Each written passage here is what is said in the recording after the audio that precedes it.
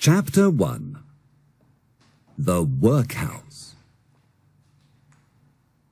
A long time ago, every town in England had a workhouse. This was a house for very poor people. Oliver Twist was born in a workhouse. His mother was a young woman. She was very ill when she came to the workhouse. A doctor and a woman were with her. After Oliver Twist was born, his mother said, "I want to see my baby and then die." "You are too young to die," said the woman. The doctor put the little baby in his mother's arms. She kissed the baby and died. "She's dead," said the doctor. "Poor dear. She came here last night. No one knows where she's from," said the woman. The old woman began to dress the baby with very old clothes. Oliver was alone in the world. He was an orphan. No one loved him. When Oliver was small, he lived in an orphanage with other orphans. He and the other children had very little food and very little love. Many of the children died because they were cold or hungry. Oliver survived, but he was small and thin. His face was very white. On his 9th birthday, Oliver left the children's home. He was sad to leave his only friends. He went to live in a workhouse. He worked long hours for the workhouse. They gave him only one bowl of porridge 3 times a day and an onion twice a week. On Sundays, he had a small piece of bread. Oliver and his companions were very hungry and very unhappy. They never asked for a second bowl of porridge. They were afraid. But after 3 months, they became terribly hungry. One day, Oliver took his empty bowl to the master. "Please, sir," he said, "I want some more porridge." The master looked at Oliver. He was surprised. "What?" he said. "Please, sir," he said. "I want some more porridge." The master hit Oliver with his big spoon. Then he called Mr. Bumble. He was an important officer of the town. "What?" cried Mr. Bumble.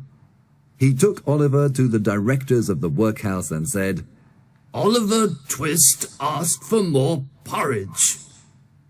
"For more porridge?" they cried. They looked at each other.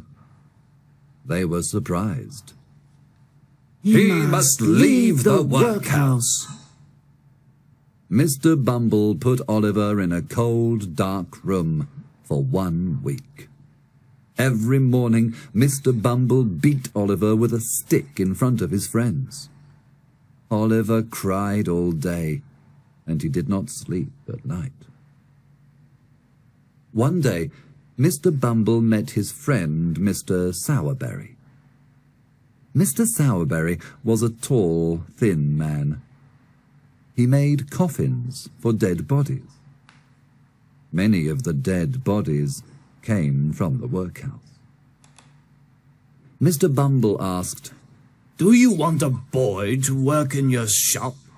You will pay nothing, and we will give you £5. Mr. Sowerberry thought a moment and said, "Yes, I want the boy and the £5. Mr. Bumble was happy. In the evening, he took Oliver to Mr. Sowerberry's shop. Oliver looked at Mr. Bumble and started crying. "I want to be a good boy. I am a very little boy, sir. And it is so lonely, so very lonely." Oliver's thin face was covered with tears. Chapter 2. Mr. Sowerberry's Shop. Here is the boy, said Mr. Bumble. Mr. Sowerberry looked at Oliver. Then he called his wife. This boy is very small, she said. Yes, he is small, said Mr. Bumble. but children grow. Children cost a lot of money, said Mrs. Sowerberry. She looked at Oliver and said, The dog isn't here tonight, so you can eat his food. Here are some cold pieces of meat. Oliver ate the dog's food quickly. Come with me, she said. Your bed is in the shop. You can sleep here with the coffins. Good night. There were a lot of coffins in the shop. Oliver was very sad and afraid that night. He was alone in a strange place. He was all alone in the world. He didn't have any parents, and he didn't have any friends either. The next morning, he heard a noise outside the shop door. Open the door, said a voice. Oliver opened the door and saw a big boy. He had small eyes and a red nose. I'm Mr. Noah Claypole, said the boy. You work under me. Open the windows immediately. Noah wasn't a friend. He was an enemy. Noah was jealous of Oliver. He pulled his hair and his ears. There were a lot of funerals during this time. Mr. Sowerberry gave Oliver a special black hat and dark jacket. Oliver became a mourner at many funerals. After the first funerals, Mr. Sowerberry asked, Well, do you like funerals? Oliver said. Not very much, sir. One day, Noah said bad things about Oliver's mother. Oliver's face became red with anger. He was furious. He hit the table and the chair. He hit Noah Claypole. He began beating him. Noah was bigger than Oliver, but Oliver wasn't afraid. Help! Noah cried. He's killing me! Mrs. Sowerberry and a servant came to the kitchen. Together, they beat Oliver for a long time. Then Mrs. Sowerberry locked Oliver in a dark room. Noah went to call Mr. Bumble. Oh, Mr. Bumble, sir, cried Noah. Oliver wanted to kill me and Mrs. Sowerberry. Please come with me. When Mr. Bumble and Noah arrived at the shop, Mr. Bumble cried, Oliver! I want to go out. cried Oliver from the dark room. Do you know this voice, Oliver? Asked Mr. Bumble. Yes. Answered Oliver. Aren't you afraid? Asked Mr. Bumble. No. Said Oliver in a courageous voice. Mr. Bumble was surprised. He's crazy, said Mrs. Sowerberry. No, he's not crazy. Said Mr. Bumble. It's the meat. What? Said Mrs. Sowerberry. It's the meat. You gave him too much meat to eat. At the workhouse, we give them porridge, and this never happens. When Mr. Sowerberry came home, he beat Oliver too. But he forgot to lock the door. That night, Oliver fell to the floor and cried all night. He cried too many tears for a little boy. Early the next morning, he put a few clothes in a handkerchief.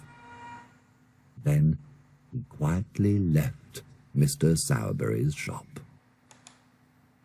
Chapter 3.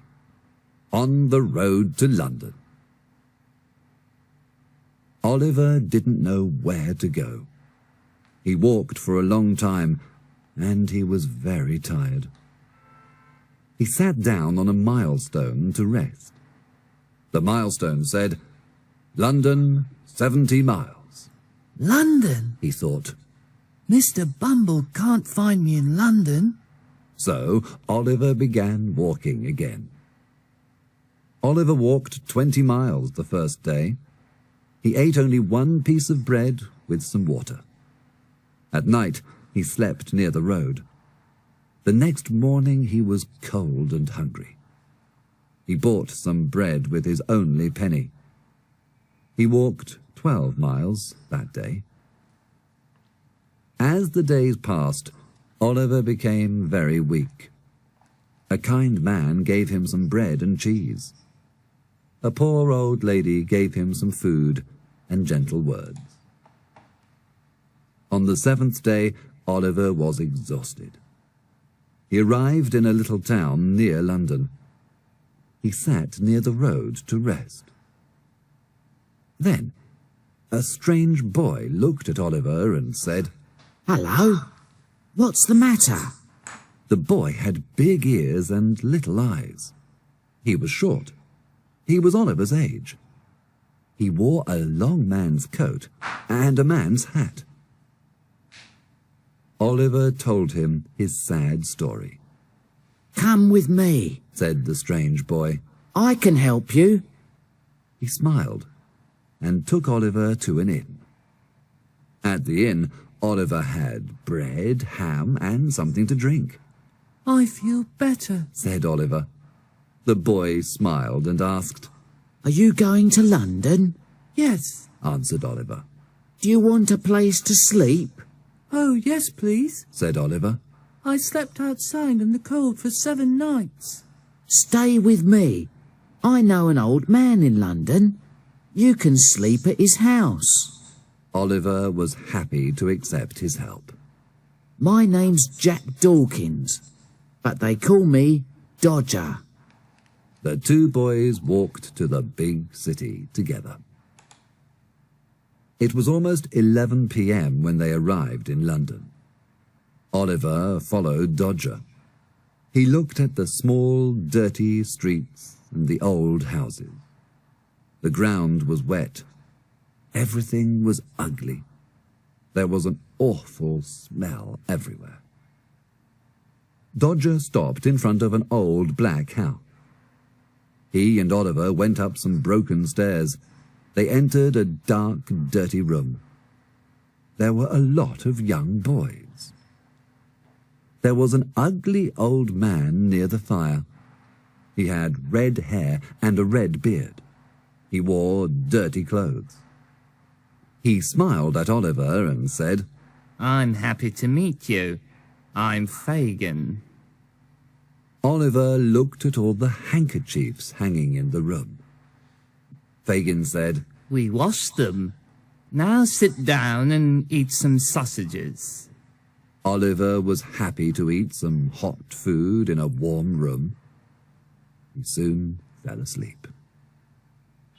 The next morning, Oliver woke up late. Fagin prepared a cup of coffee. He turned around and looked at Oliver. Oliver closed his eyes and didn't move. Fagin thought, Oliver is still asleep. So he took a box from a secret place in the floor. He put the box on the table and opened it. He took out many beautiful watches and splendid jewels. Suddenly, Fagin saw Oliver wake up. Fagin quickly closed the box.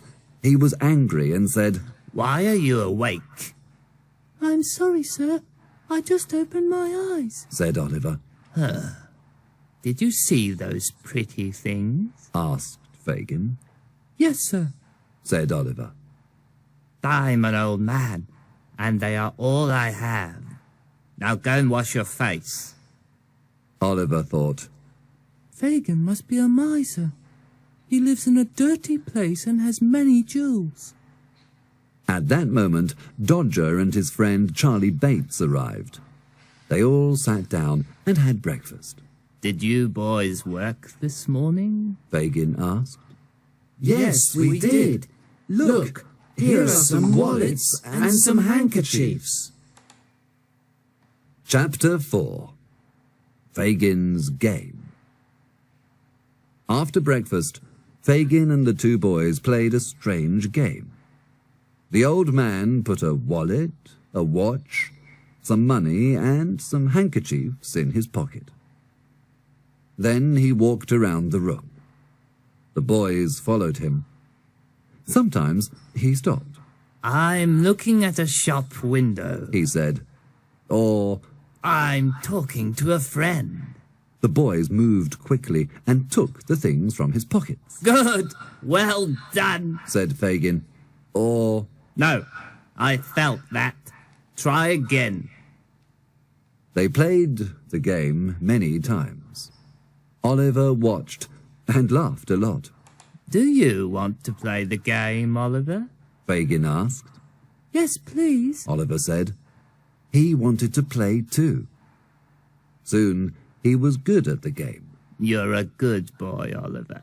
said Fagin. When the game was over, two young ladies came to visit Dodger and Charlie Bates. One was called Bet, and the other Nancy. Their hair was long, and their dresses were dirty. One morning, Fagin said to Oliver, You can go out with Dodger and Charlie Bates today. Oliver was happy and excited. He wanted to work. He followed the two boys to the market. They walked very slowly. Suddenly, Dodger stopped. Be quiet. He said, Do you see that old man near the bookshop? He's perfect. The old man was in front of the bookshop window. Dodger and Charlie Bates went behind the old man. Dodger put his hand in the old man's pocket and pulled out a handkerchief. He gave it to Charlie Bates, and they both ran away. Oliver immediately understood the strange game. He also understood the mystery of Fagin's watches and jewels. He began to run. At that moment, the old man put his hand in his pocket. He did not find his handkerchief. He turned around and cried, Stop, thief! Other people cried, Stop, thief! Dodger and Charlie Bates cried. Stop, thief!